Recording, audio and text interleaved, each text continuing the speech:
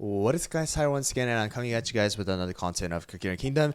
And in today's video, I'm going to be first updating you guys on the May 2022 PVE, which is going to be the story mode, as well as other game modes like Soda Island, as well as a Tower of Sweet Chaos. And I'll be placing the 3 new cookies that I have not added to the tier list yet, and that is going to be Clotted Cream Cookie, our Wildberry, as well as our Cherry Blossom Cookie. Anyways guys, without further ado, let's get right into the video.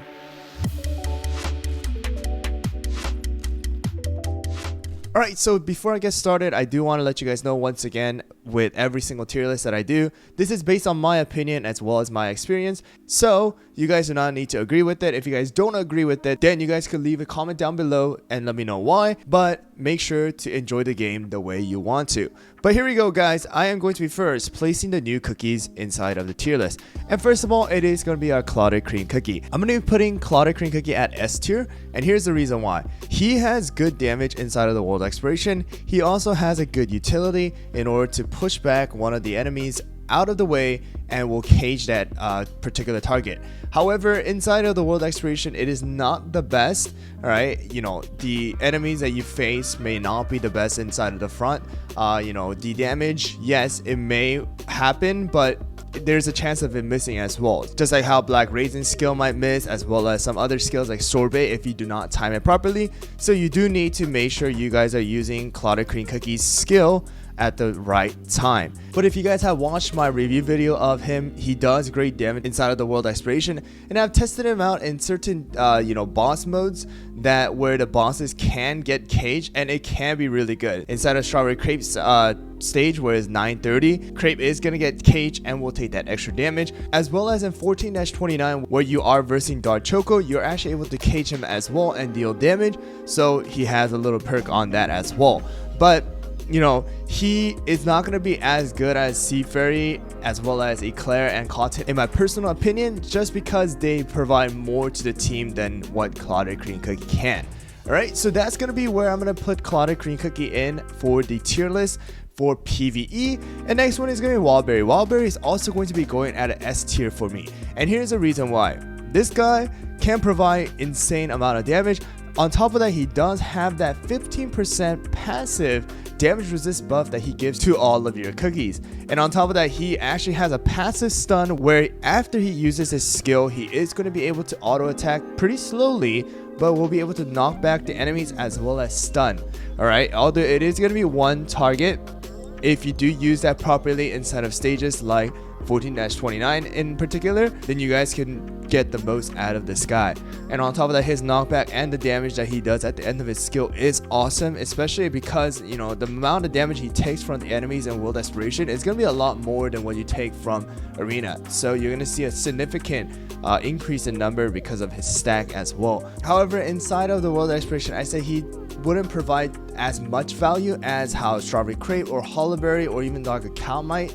And you guys can definitely use him, but I would say Dark Cacao as well as Crepe, and obviously Wildberry will provide more tankiness as well as a buff to your team. And also, if you guys do want me to make a video comparing Crepe as well as our new Wildberry cookie, let me know down in the comments below and I'll try to get to that as well. But lastly, it's going to be our Cherry Blossom. I'm personally putting Cherry Blossom at A+ tier, and here's the reason why. Yes, she does provide extra damage to non-cookie enemies, meaning any of the enemies that are not cookies inside of the world exploration, they're going to be taking 10% more damage. However, her damage is going to decrease every single time the enemies are targeted by her skill, every 3 times, and also she just is an upgraded version of Pancake, right?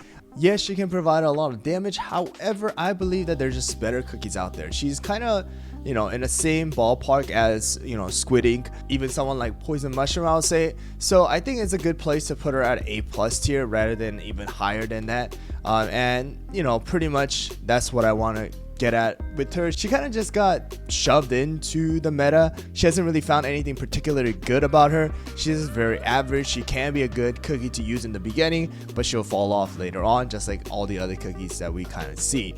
And with that out of the way, I kind of want to move some of the cookies. And first of all, I want to move Herb back into A+ tier. And here's the reason why. Herb is going to be really, really good, even though he may have a hard time healing compared to the other cookies. he still is going to be a good one to invest in, not only because of the arena, but also because of some of the stages that are going to have a lot of debuffs. His Purify is going to help a lot, where you don't need to use the monocle. And on top of that, if you do use herb and use the monocle at the same time, you're just gonna have a lot more healing as well.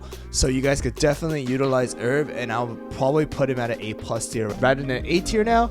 And I also want to move down Moonrabbit from A+ tier to A tier, just because her skill is going to be more geared towards arena.